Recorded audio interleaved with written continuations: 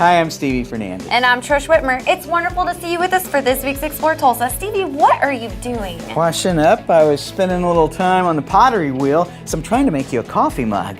I know you love to drink your coffee in the morning. It better not be another dribbling glass. No. This time, I'm learning from an expert. Jeff Wells at 3rd Street ClayWorks is showing me how it's done. Plus, it's hard to make pinholes when the mug keeps spinning around the pottery wheel.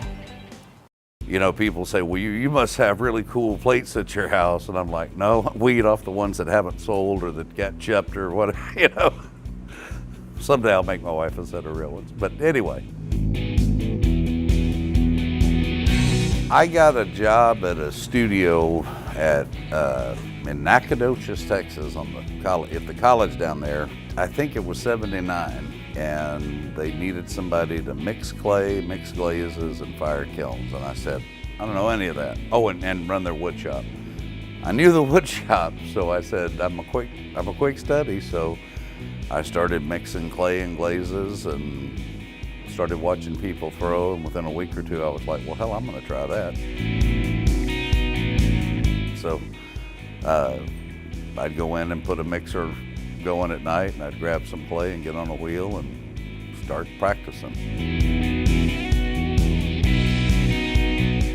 I don't consider what I make art. I think I get lucky sometimes, and a piece can transcend maybe that utilitarian thing to becoming an object worthy of just being seen, but that's lucky.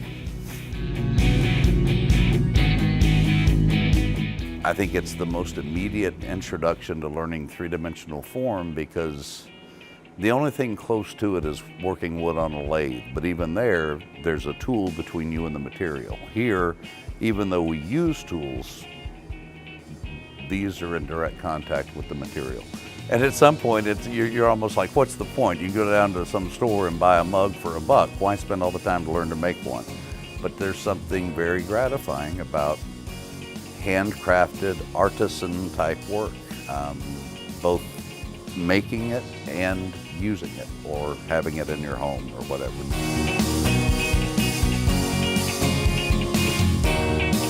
I try and get people on the wheel within 15 minutes of them being here. I get them to cut their balls of clay and put them in a bag. I give them a first demo, and I encourage my students both. I require it of my college students, but even the folks that come in just for fun, I encourage them heavily to learn how to make just a straight 1-pound cylinder, because that's the basis of pretty much everything we do. I always tell people, if you're a perfectionist, think of Little Red Riding Hood, and that perfectionism is the cloak, and you hang that crap on the hook by the door when you come in, because the more you strive for success, the less you're going to get at the beginning. So it's more learning the process than worrying about a finished product. Some people learn it very quickly, but the exciting thing is when you see somebody that's working, and it's the work that counts. I don't mean the product, it's the time you spend at the wheel, but they get that first right cylinder, and man, they're proud of it. I mean, you can tell.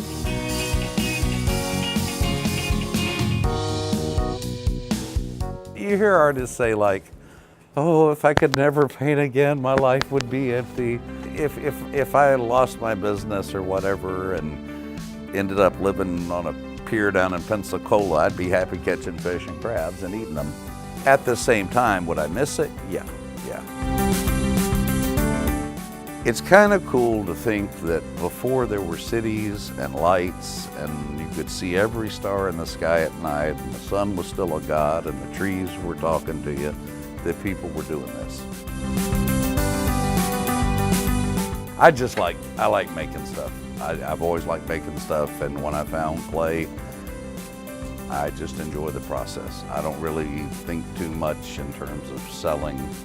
I'm not a good businessman for myself, but I just like making the stuff. And I like teaching. I like teaching a lot, so.